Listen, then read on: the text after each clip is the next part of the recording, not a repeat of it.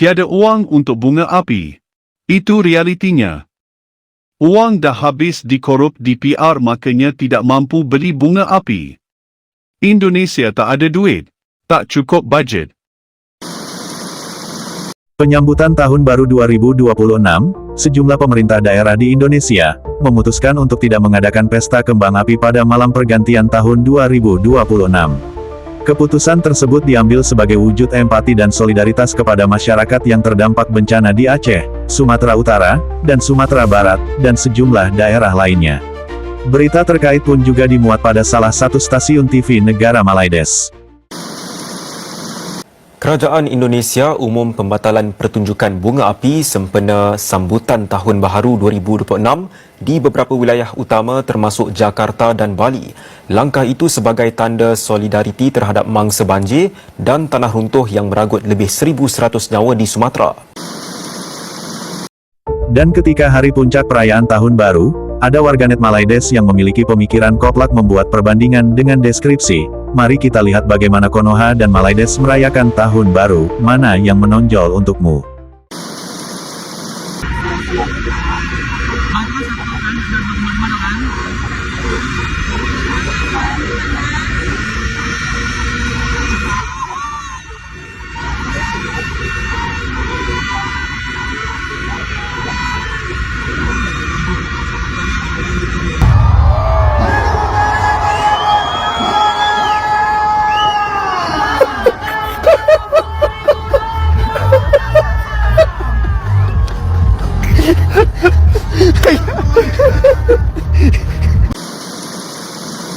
Kemudian muncullah ragam komentar dari warganet Malaides yang menunjukkan kedunguan mereka sendiri. Tiada uang untuk bunga api. Itu realitinya. Uang dah habis dikorup DPR, makanya tidak mampu beli bunga api. Bunga api pun beli kat Malaysia. Harap Konoha tak compare dengan kita. Mana bunga api, tak meriah langsung sepi. Indonesia tak ada duit. Tak cukup bajet. Rupiah jatuh tak boleh nak beli bunga api. Tak cukup bajet tu, bunga api pun mahal, tak apalah sambut sederhana je. Di Konoha masih 2021. Menara Konoha tertinggal zaman. Konoha tu kat Jakarta ke? Takkanlah macam tu je, tu mungkin kat pedalaman. Tak ada bunga api, rupiah jatuh menjunam. Konoha sebelum buat sambutan New Year, sepatut kutip derma dulu untuk pasang bunga api.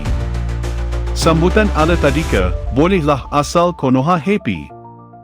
Tak payah nak bangga sangatlah, kita pun berasal dari Konoha juga apa. Apa yang gelak sangat tak lucu pun kenapa nak banding-bandingkan. Kerajaan Indonesia dah bagi tahu tiada sambutan Tahun Baru yang berlebihan, sebab mereka baru kena bencana banjir. Kita pun kena ada empati dengan nasib mereka. Saya baru balik dari Jakarta sambut Tahun Baru kat sana. Disebabkan arahan dari kerajaan, dia orang tak boleh hidup bunga api menghormati Sumatera yang sedang berduka.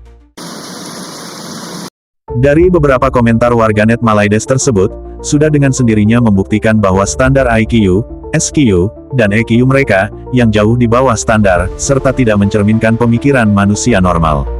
Dan sebagaimana yang pernah diungkapkan oleh para pakar kesehatan di negara Malaides itu sendiri, bahwa banyak warganya yang menderita penyakit mental.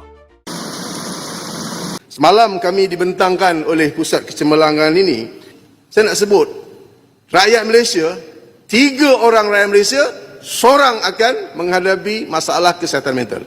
So, kita berdepan dengan masalah kesihatan mental. Dan saya nak kongsikan kerisauan serta kegusaran saya tentang masalah yang melanda kita buat masa sekarang ni, iaitu masalah kesihatan mental.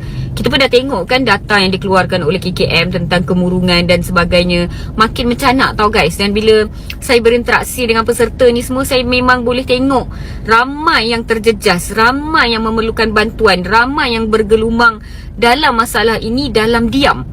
Oh, gila orang sekarang, gila. Tak boleh nak brain lah kita. Takut tengok berita-berita. Ramai orang gila sekarang ni, ramai orang gila. Sakit mental, dalaman tak betul, spiritual lemah. Secara nasional, pemerintah memang tidak secara tegas melarang pesta kembang api. Namun beberapa pemerintah daerah di Indonesia mempunyai kebijakan tersendiri untuk mengadakan pesta kembang api. Namun daerah-daerah tersebut tetap menunjukkan sikap bentuk solidaritas atas musibah yang terjadi di beberapa daerah di Indonesia, yang juga disertai dengan doa bersama bagi korban bencana alam.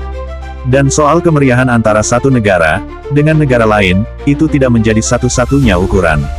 Untuk itu, dengan penilaian miring dari warganet Malaides, kita bisa menilai sendiri sifat dan sikap warganet Malaides itu seperti apa.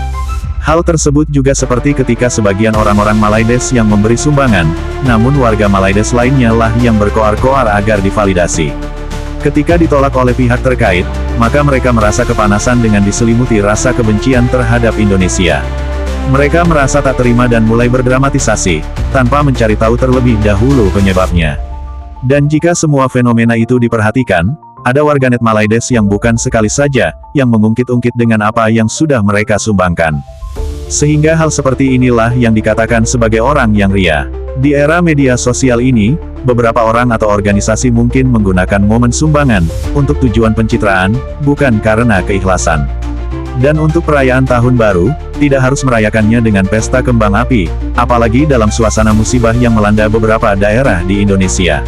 Sehingga di daerah-daerah lain di Indonesia, banyak ada yang menggelar syalawat bersama, doa akhir tahun Masehi bersama, dan juga melakukan doa bersama bagi korban bencana alam. Cukup sekian video kali ini. Terima kasih. Sampai jumpa lagi.